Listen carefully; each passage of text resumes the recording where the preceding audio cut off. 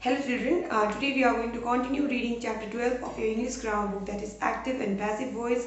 In the previous videos itself I have started teaching you this chapter. तो मैंने जो पिछले वीडियोस थे वहीं पे ये चैप्टर पढ़ाना शुरू कर दिया है और मैंने तुम्हें पहले से पढ़ा रखा है एक्टिव वॉइस क्या है, पैसिव वॉइस क्या है।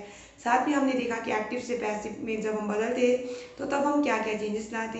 तो आज हम यहाँ पे इस चैप्टर को फर्दर पढ़ेंगे और यहाँ पे हम सीखेंगे कैसे हम सिंपल प्रेजेंट टेंस से और में जो एक्टिव वॉइस में सेंटेंस होता है उसको हम कैसे पैसिव में बदलते, साथ में जो सिंपल पास्ट टेंस में जो एक्टिव वॉइस में सेंटेंस होता है उसको हम कैसे पैसिव में बदलते, और साथ में सिंपल फ्यूचर में जो सेंटेंसेस होते हैं उसको हम कैसे पैसिव में बदलते।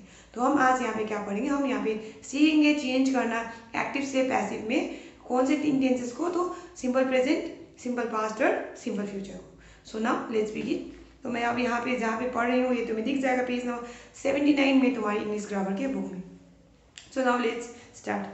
Changes in the verb tense from active to passive. तो सबसे पहला है सिंपल प्रेजेंट टेंस।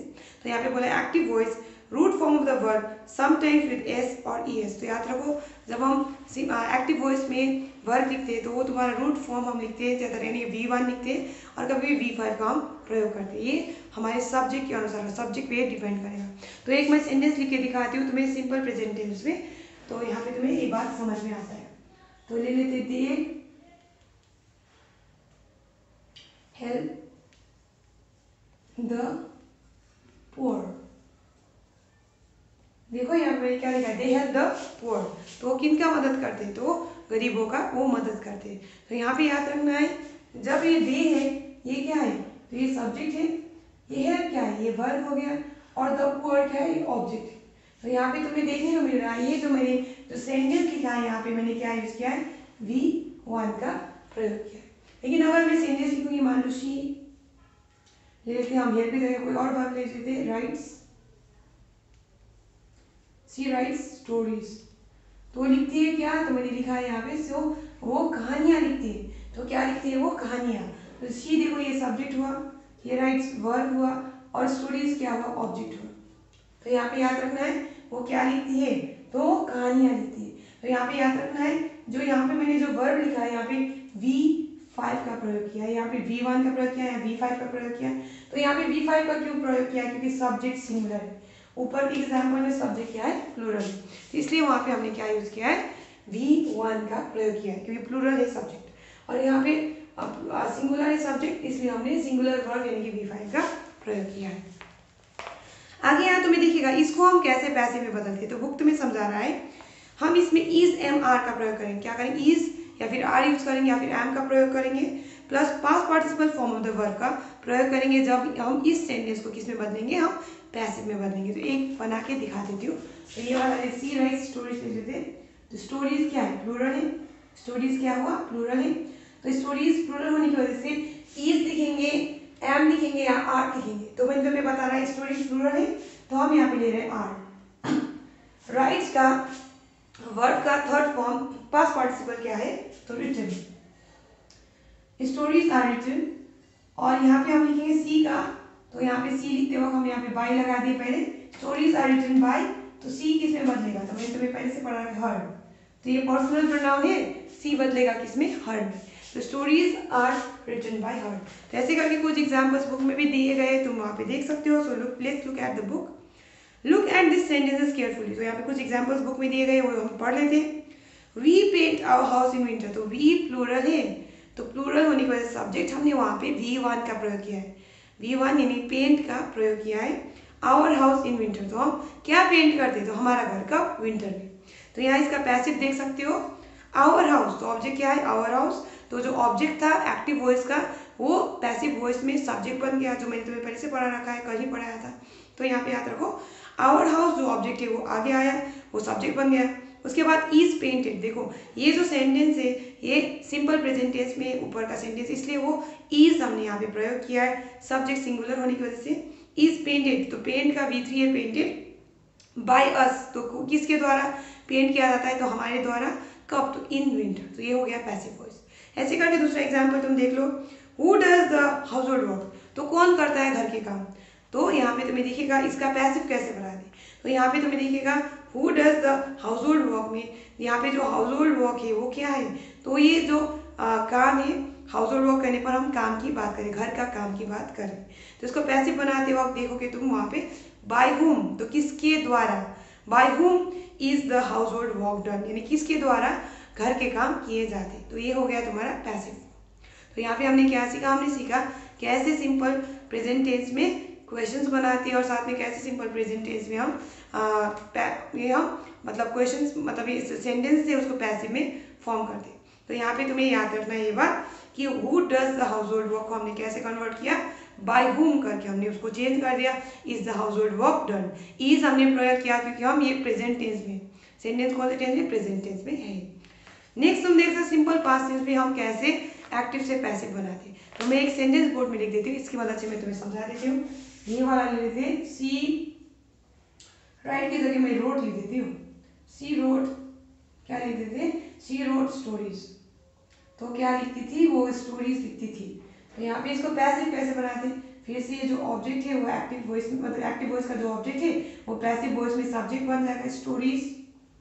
अब यहाँ पे देखो रोट है, तो यहाँ पे V2 है, V2 का प्रयोग किया, ये सिंपल पास्ट में सेंटेंस है, तो हम यहाँ पे इज एम आर का प्रयोग नहीं करेंगे, हम यहाँ पे वॉज या फिर वेयर का प्रयोग करेंगे। तो यहाँ जो सब्जेक्ट है प्लूरल है, इसलिए हम यहाँ पे वॉज या फिर वेयर में हम वेयर का प्रयोग करेंगे और हम लिखेंगे स्टोरीज वेयर, V3 क्या है राइट का, रिटन, उसके बाद हम बाय लिखेंगे और लिखेंगे हर्ड। तो ऐसे हम इसमें क्या बनाए, हमने इसको क्या बनाया, पैसिव में हमने तब्दील किया। तो यहाँ एग्जाम्पल तुम बुक्स से देख लो, यहाँ पे तुम्हें दिखेगा एक्टिव वॉइस से पैसिव वॉइस बनाते हो। एक्टिव वॉइस में past tense of the verb का इस्तेमाल करते हैं, यानी V2 का प्रयोग करते हैं, और इसका हम पैसिव वॉइस जब बनाते हैं तो हमें यहाँ पे बताया गया है हम वॉज वेयर के साथ पास्ट पार्टिसिपल यानी V3 का इस्तेमाल करते हैं।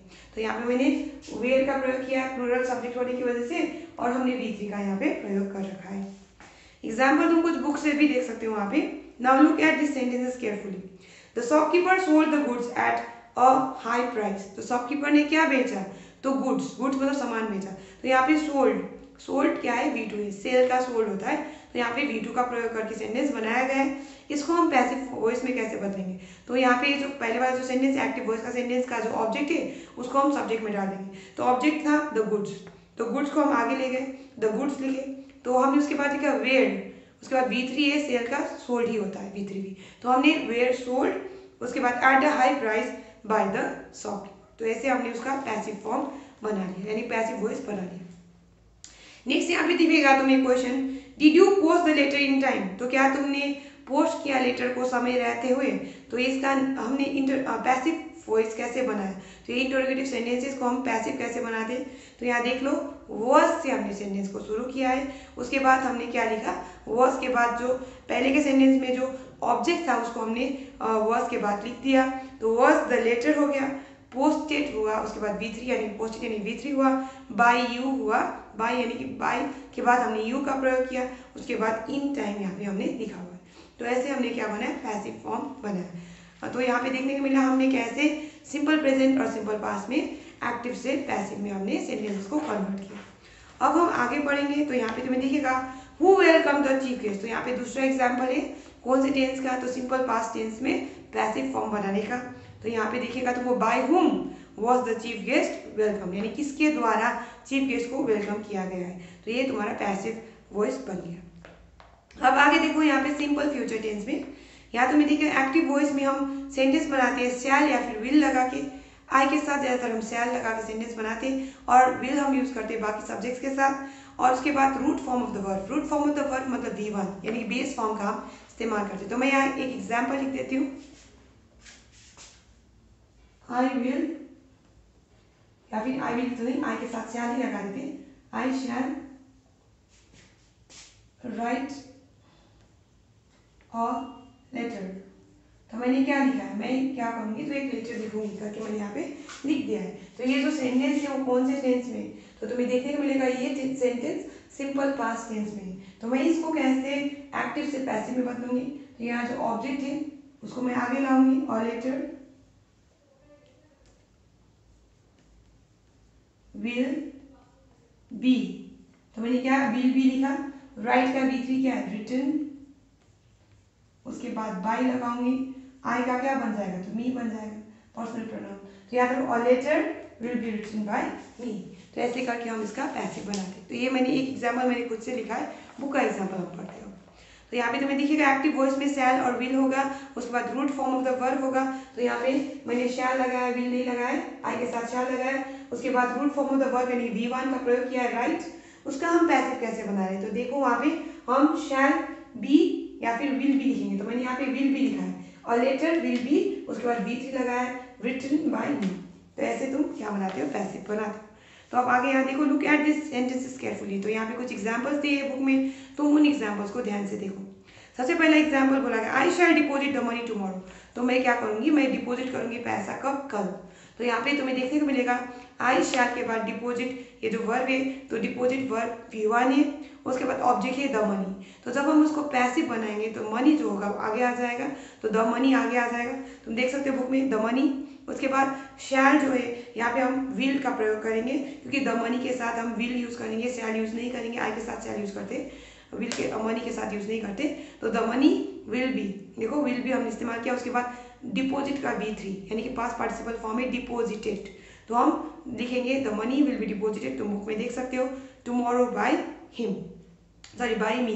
तो ये चीज तुम यहाँ पे बुक में देख सकोगे। I shall deposit the money tomorrow का क्या बना, the money will be deposited tomorrow by me. ये हुआ। नेक्स्ट एग्जाम्पल देख लेते हैं, how will they raise the funds. तो कैसे उठाएंगे क्या, फंड्स, फंड्स यानी कि चंदा की हम यहाँ पे बात करें। तो यहाँ पे तुम देख सकते हो हाउ विल द फंड्स। तो यहाँ पे जो फंड्स है वो आगे आ गया, हाउ विल के बाद दे के दे पीछे चला गया, उठाने वाला जो शख्स है वो पीछे चला जाएगा।